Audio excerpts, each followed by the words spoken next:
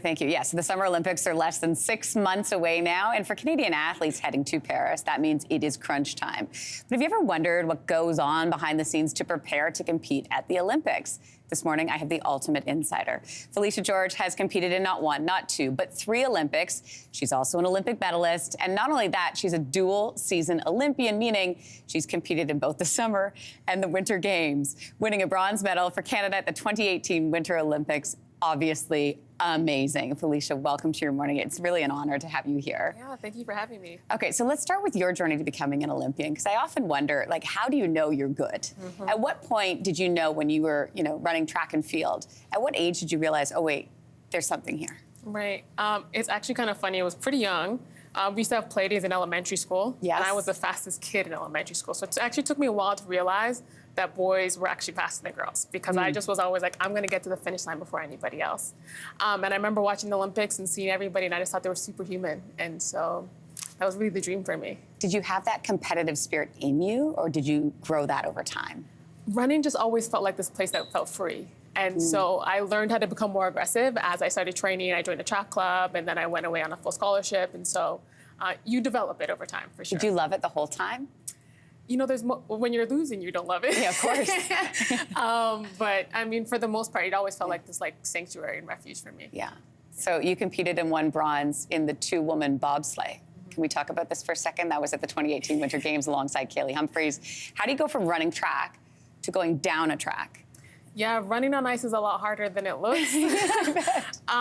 But again, I think I've always just been someone who's really believed in chasing my dreams and going for it. And it just seemed like this idea of challenging myself in a new way. And so. Was that your idea? How did that come to be? I was recruited. And at first I told them no. I was like, there's no way, I don't want to run on ice. And, but again, I just really believe in going for it, living life to the fullest. What was the difference in how you trained for the 2 sports? Bobsleigh was a lot about strength.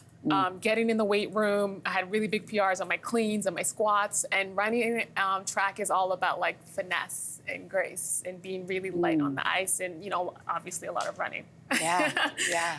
So much fun. So Canadian athletes, I was talking about this in the intro, heading to Paris this summer, they're obviously preparing right now, they're training.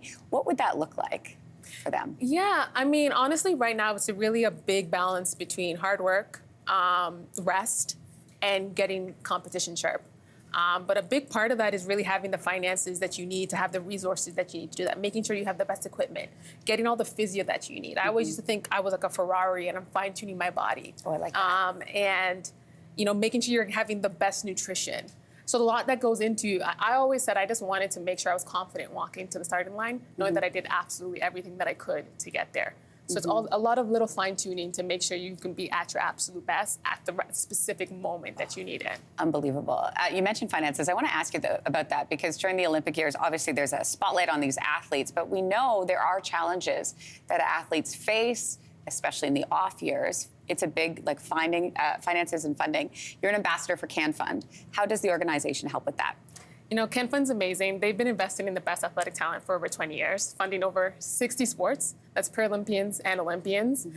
So every athlete that gets supported gets $8,000. They've received charitable status in 2003. So the amazing thing is you get a tax receipt, but you also find out the athlete that you've donated and that you're supporting. So you're really coming along for the journey. And they're helping athletes get better equipment. Like I just said, all those little things that athletes need to be at their absolute best. And just making sure that they have the opportunity to make that dream come true. And so they can concentrate on the sport and the athleticism. Exactly. Phylicia George, so good to have you in studio. We really appreciate it. Thank you. Thank you. I want to let our viewers know, for more information on Can Fund, you can visit canfundgala20.com. Hey, thanks for watching. If you liked this, be sure to subscribe here, or you can check out more Your Morning videos right here.